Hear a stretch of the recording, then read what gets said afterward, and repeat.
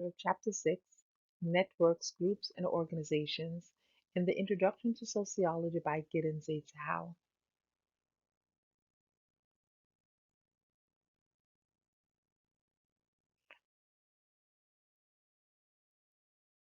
Among the learning objectives is to learn the variety and characteristics of networks and groups.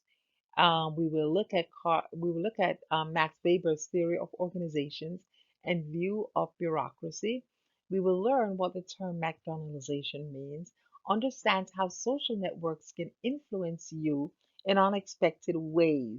We will learn Robert McKell's meant by what he meant by the law of oligarchy and consider how information and communication technology is transforming organizations.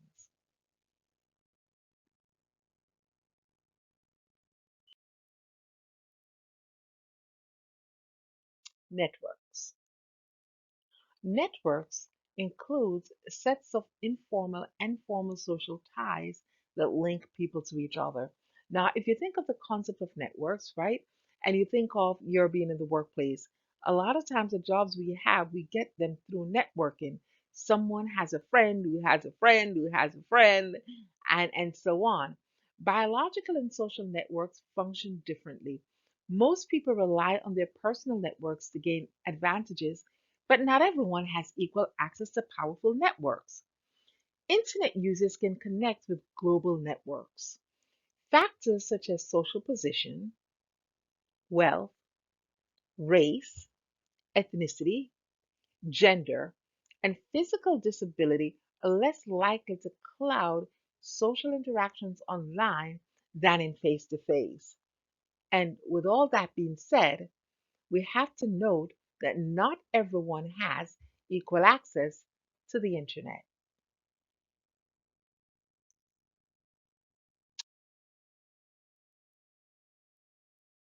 Groups. A social group is a collection of people who regularly interact with one another on the basis of shared expectations concerning behavior and who share a sense of common identity. Social aggregate is a simple collection of people who happen to be together in a particular place but do not significantly interact or identify with one another. Social category.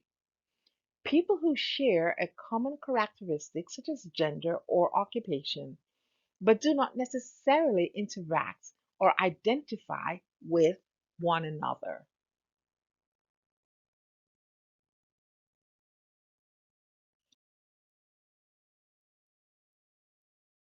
Types of groups. There are primary and secondary groups. Primary groups are groups that are characterized by intense emotional ties, face to face interaction, intimacy, and a strong, enduring sense of commitment. Secondary groups, on the other hand, are characterized by large size and by impersonal, fleeting relationships. For most of human history, nearly all interactions took place within primary groups. Today, most of our time is spent within secondary groups. Some early sociologists worried about the growing impersonality and anonymity of modern life.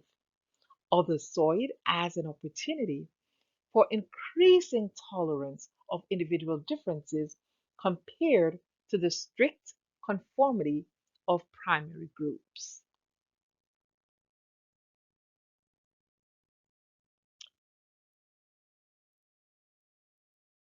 Conformity. Solomon Asch, 1952, did an experiment that showed that many people are willing to discount their own perceptions rather than buck group consensus. And then we have the Stanley Milgram's experiment that was done in 1963. In Milgram's experiment, of course, it would not be allowed today, showed that ordinary citizens will obey orders given by someone in a position of power, even if those orders have horrible consequences. Take a moment, guys, and go to your textbook and review the Milgram's experiment.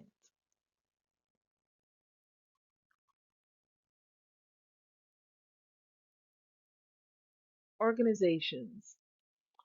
Organization is a large group of individuals with a definite set of authority relationships. Many types of organizations exist in industrialized societies, influencing most aspects of our lives.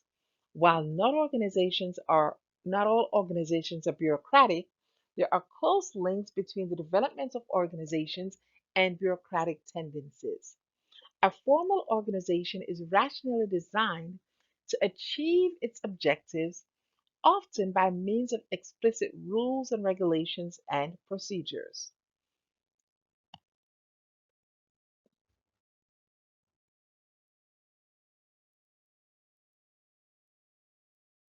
Now, let us take a look at some theories of networks, groups, and organizations.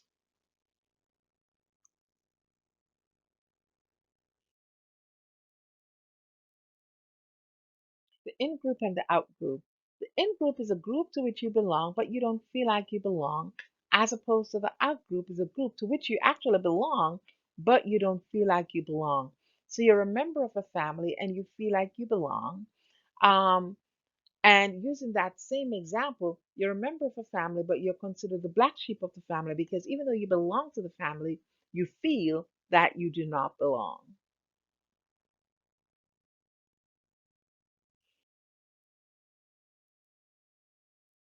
Reference group. Reference group is a group to which you don't necessarily belong, but it's a group that you identify with. For example, you i- in advertising, one of the things that advertisers often use is something that they feel that you relate to, and they use what they feel that you relate to sell their ads. You meaning the public.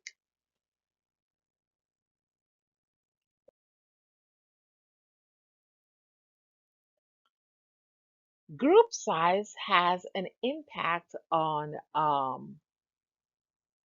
the effectiveness of groups. A dyad is a group consisting of two persons. According to George Simmel, he reasoned that dyads, which involve both intimacy and conflict, are likely to be simultaneously intense and sometimes unstable.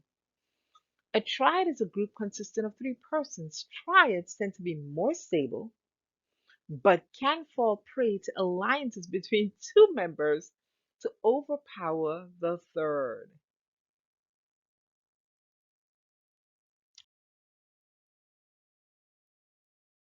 Larger groups. In most cases, as group size grows, the intensity decreases while their stability and exclusivity increase. Larger groups can survive the withdrawal of a few members. Beyond a certain size, groups tend to develop a formal structure.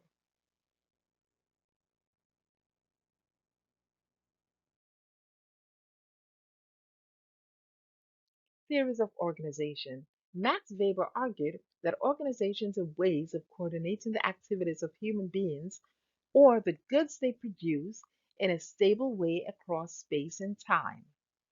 He stressed the central importance of writing in the process. An organization needs written rules to function and files in which to store its memory. Weber also saw organizations as strongly hierarchical.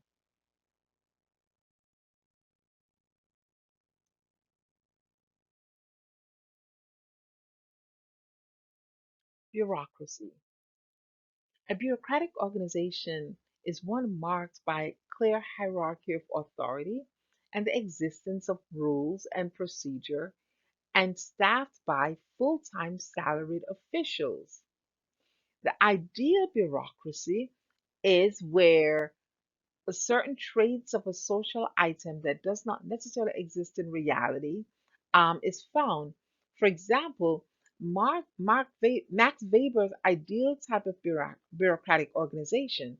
So I want to take you back a hot minute to well, the slide won't allow me to go back. But at any rate, if you look back at Weber's ideal bureaucracy, there were some things that Weber said needed to happen in order for the organization to remain bureaucratic. And one is the existence of rules.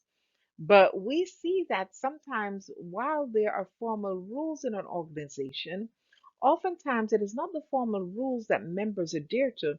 Rather, we find sometimes that members implement their own rules, their unstated rules, and that is the rule generally by which the organization, the members of that organization abide by.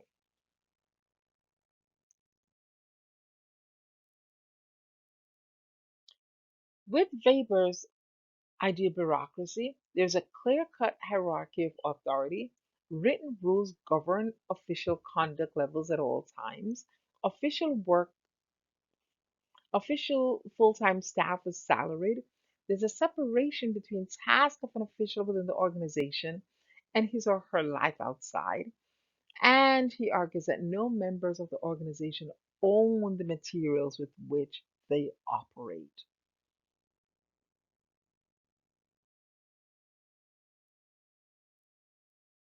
Formal and informal relations within bureaucracies. Formal relationships are relations that exist in groups and organizations as laid down by the norms or rules of the official system of authority. Informal relations are relations that exist in groups and organizations developed on the basis of personal connections or ways to do things that depart from formally recognized modes of procedure.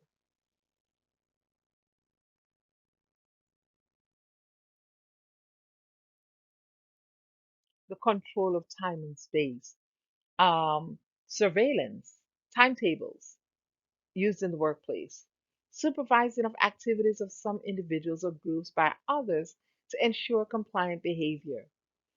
And generally, there are timetables, meaning that tasks must be completed at a certain time and generally in a certain space.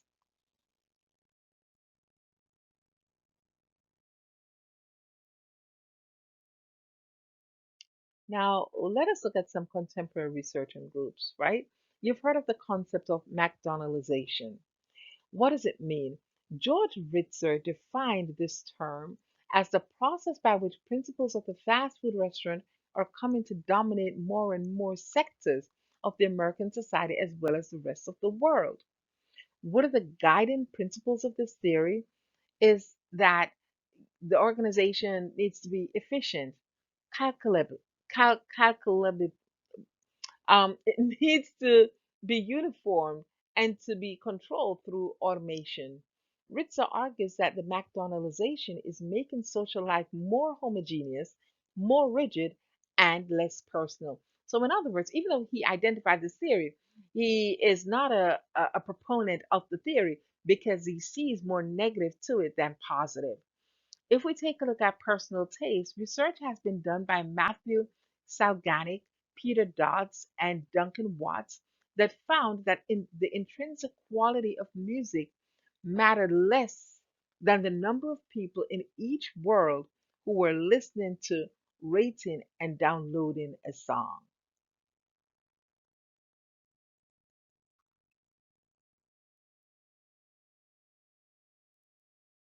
How are late modern organizations reinventing themselves? Now, remember, society has come through a dramatic change, right? Especially as we take a look at our recent response to COVID. Many organizations are turning to horizontal collaborative models to be more responsive to fluctuating markets. When we take a look at information and communication technology, forms of technology are now based on information processing and requiring more microelectronic circuitry. Now, more than ever, more people are working remotely due to the COVID pandemic. The boundaries and missions of organizations are no longer clearly defined, especially when you take a look at space, right? Alliances between companies and decentralization contribute to organizational networks, and network organizations foster the flow of information and enhance creativity. This concludes the summary of Chapter 6, The Introduction to Technology by Giddens et al.